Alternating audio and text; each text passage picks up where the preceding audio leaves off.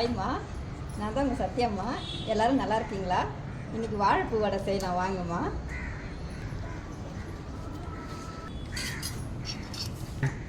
நம்ம அம்மியெல்லாம் ஏற்கனவே கொஞ்சம் நேரத்துக்கு முன்னாடி வந்து சுத்தமாக கழுவி வச்சுட்டோங்கம்மா. இப்போ நம்ம தேவையானதை வச்சு அரைச்சிக்கலாங்கம்மா.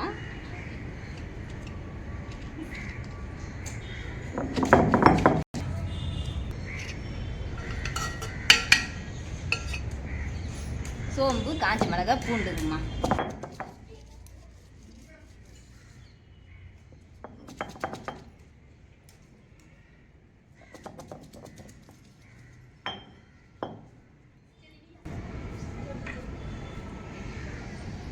எடுத்துடலாங்கம்மா. இதை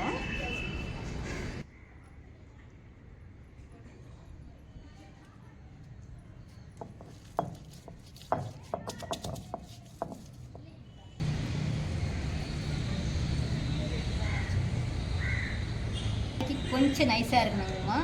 ஏன்னா வாழைப்பூ இதில் ஒட்டாதுங்க இல்லையா, உதிரி உதிரி ஆகிடும். அதனால் கொஞ்சம் நைஸாக அரைச்சிக்கணும். கடலைப்பருப்பு வடை விட இது கொஞ்சம் நைஸாக அரைச்சோம்னா தான் ஒட்டும். இதில் இந்த பதத்துக்கு இப்படி அரைச்சிக்கணும். கொஞ்சம் இந்த மாதிரி ஒட்டுற மாதிரி சுத்தமாக கழுவிடலாங்கம்மா.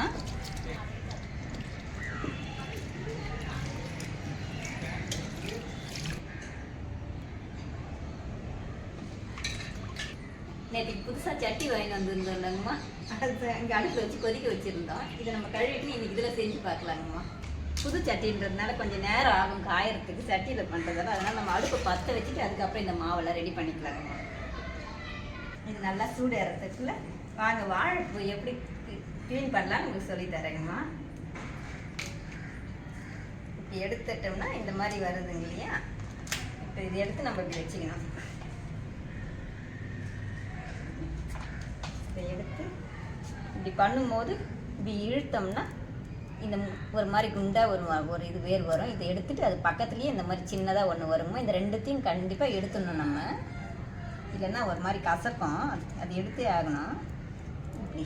இப்படி இழுக்கும் போதே இது வரும். இது கூடவே இது சேர்ந்த மாதிரி வந்துடும். நம்ம இப்படி எடுத்து இப்படி தனியாக வச்சிடணுங்கம்மா. இது பாருங்கம்மா, இந்த மாதிரி தான் எடுத்துக்கணும். இப்படி பண்ணோம்னாலே வந்துடும். இதுங்க ரெண்டும் சேர்ந்த மாதிரி வந்துடும்.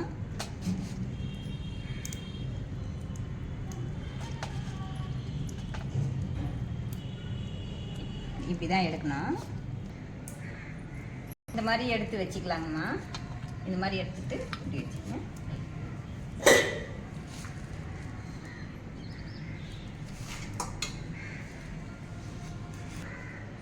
இது மாதிரி எடுத்துங்க. நம்ம பொடியாக கட் பண்ணணுங்கம்மா. பெருசாக இருக்கிறோம் ரொம்ப பொடியாக, உங்களால் எவ்வளோ பொடியாக முடியுமோ அவ்வளோ பொடியாக கட் பண்ணிக்கோங்க. பொடியாக கட் பண்ணி நம்ம சாப்பாடு வெடிக்கிறதுக்காக அரிசி ஊற வைப்போம் இல்லையா, அந்த தண்ணியில் நம்ம இந்த கட் பண்ணி நம்ம போட்டோம்னா இந்த மாதிரி கலர் மாறாமல் நம்ம போடுற மாதிரியே இருக்கும். இல்லைன்னா கலர் மாறிடும். வாழைப்பூ, வாழைக்காய், நம்ம வாழைத்தண்டு எதுவாக இருந்தாலும் அந்த அரிசியுடைய தண்ணியில் போட்டோம்னாக்கா அரிசி கழுவி அந்த தண்ணியை வெடிக்கட்டி நம்ம அதில் போட்டுட்டோம்னா கலர் மாறாமல் நல்லா அழகாக இருக்கும். நான் ஏற்கனவே அந்த மாதிரி வீட்டில் பொடியாக கட் பண்ணி இந்த மாதிரி எடுத்துகிட்டு வந்துக்கிறேங்கம்மா. இந்த மாதிரி இந்த பொடியாக கட் பண்ணி நம்ம அரிசி கழுவின தண்ணியில் போட்டுட்டு மறுபடியும் எடுத்து நம்ம நல்ல தண்ணியில் போட்டு அலசி அதுக்கப்புறம் போடலாங்கம்மா. இப்படி நம்ம நல்ல தண்ணியில் ஒரு வாட்டி போட்டுக்கலாங்கம்மா. இது நான் மதியமே கட் பண்ணிட்டேன். இந்த அரிசி கழுவின தண்ணியில் போட்டதால் நம்ம அப்படியே கட் பண்ண மாதிரி கலராக இருக்கும். இல்லைன்னா நம்ம இந்த மாதிரி நல்ல தண்ணியில் போட்டோம்னா அது ஒரு மாதிரி கருப்பாக கலர் மாறிடும். வாழைக்காவும் நம்ம வாழைத்தண்டு எதுவாக இருந்தாலும் இந்த மாதிரி அரிசி கழுவின தண்ணியில் போட்டோம்னா கலர் அப்படியே இருக்குங்கம்மா. சட்டி நல்லா காஞ்சிச்சிங்கம்மா. எண்ணெய் ஊற்றிக்கலாம்.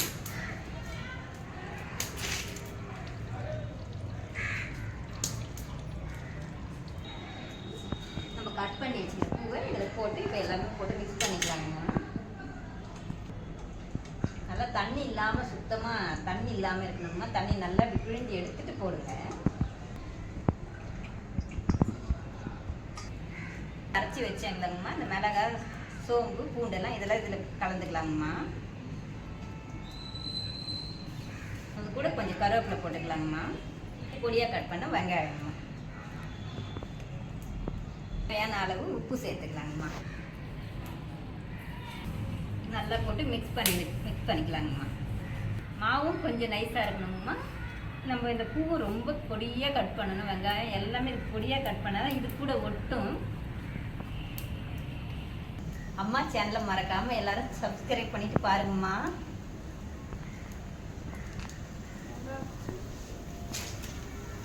போட்டுக்கலாங்கம்மா.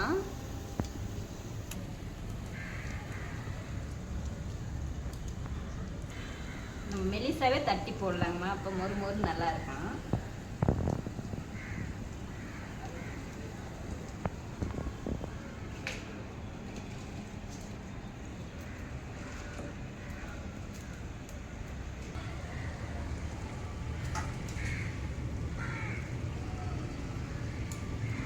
சட்டியிலேருந்து நம்ம கடாய்க்கு மாறிட்டோங்கம்மா. என்ன ஆச்சுன்னா இது புது சட்டின்றதால வச்சு எண்ணெயை தண்ணி கொதிக்கிற மாதிரி கொதிக்குது.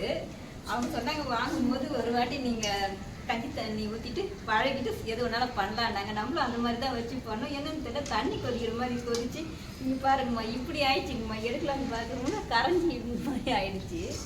சரி நம்ம பழையபடி நம்ம இதுலேயே வச்சு கடாயிலேயே வச்சு பண்ணிக்கலாம் அப்படின்னு சொல்லிட்டு அதுலேயே வச்சு பாருங்கம்மா. இவ்வளோ இதில் வச்சு இவ்வளோ அழகாக வருதுங்கம்மா இந்த வடை.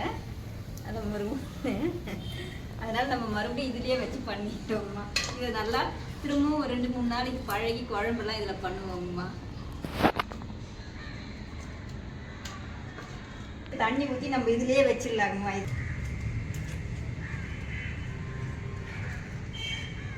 நம்ம வாழைப்பூ வடை ரெடி ஆயிடுச்சிங்கம்மா. சாப்பிட்டு பார்க்கலாங்கம்மா எப்படி இருக்குன்னு. வாங்க சாப்பிடலாம்.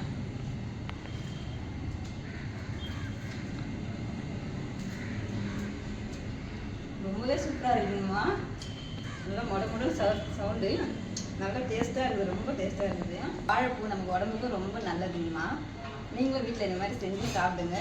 அம்மா சேனலை, சத்யா அம்மா சேனலை லைக் பண்ணுங்கள், ஷேர் பண்ணுங்கள், சப்ஸ்கிரைப் பண்ணுங்கம்மா.